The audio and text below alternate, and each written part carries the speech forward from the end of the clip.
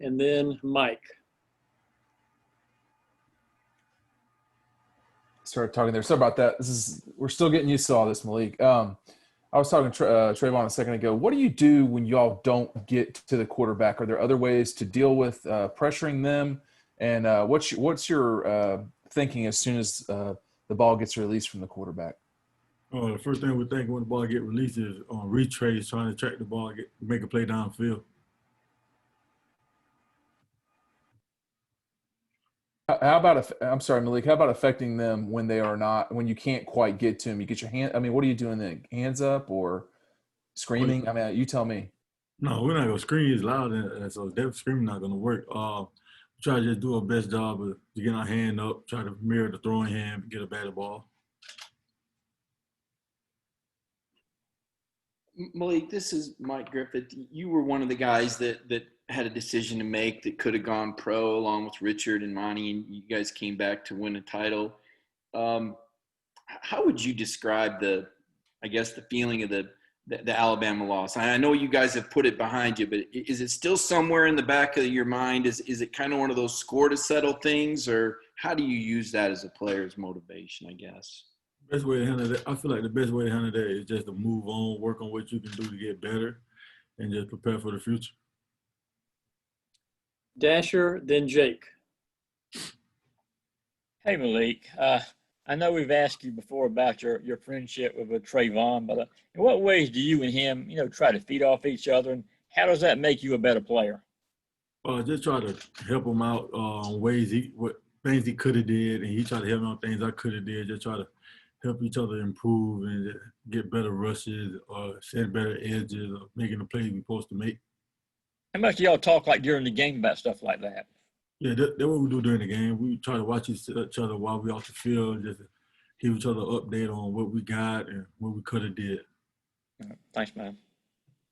Malik, you've been around for 4 years, and you guys have kind of come out of the bye week every time. And I think you're something like 16-2 after bye weeks over the last 4 years. Is it a sense of urgency? Is it adjustments? What is it that has allowed you guys to be successful? And have you seen that coming out of this bye week? Yeah, I feel like what makes us better after the bye week is just our preparation during the bye weeks. We just go hard and just try to focus on each other, like camp practices.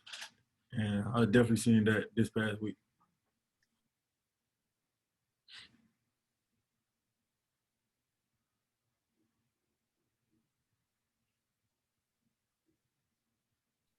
Let's go to Chip and then Mark. Yeah, Malik, obviously you guys gave up some explosives, a few explosives to Alabama, but otherwise you guys played them really well. What, as a defensive end, a front seven guy, a lineman, can you guys have any effect on preventing explosives? And if so, what is that? Really just getting rushes, trying to hit home on our pass rushing and stunts and all type of stuff like that. Just trying to find better ways to improve at those things, and we feel like we can help with those explosives. Was that an issue against Alabama, and are y'all doing something to address that? Yes, sir, that was an issue.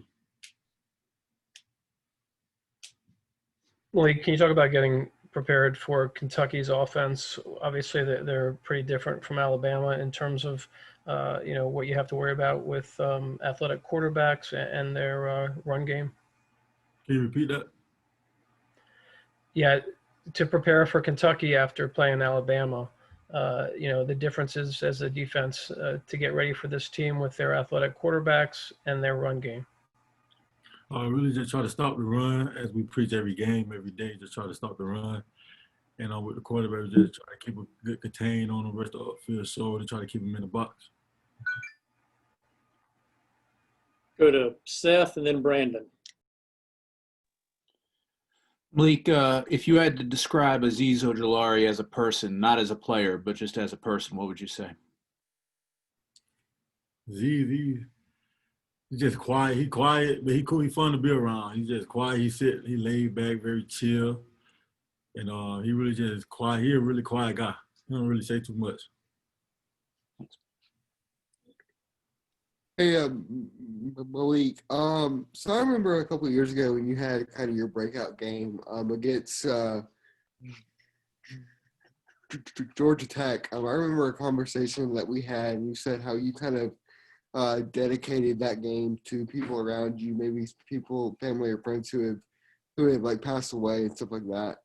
Even years down the road, like how important do you see those people around you is important for how you play, and like how do you still dedicate success to those around you? I try to just keep them in my mind, write the names on my shoes, so I just know they're with me at all times, and they just motivate me and give me an extra push.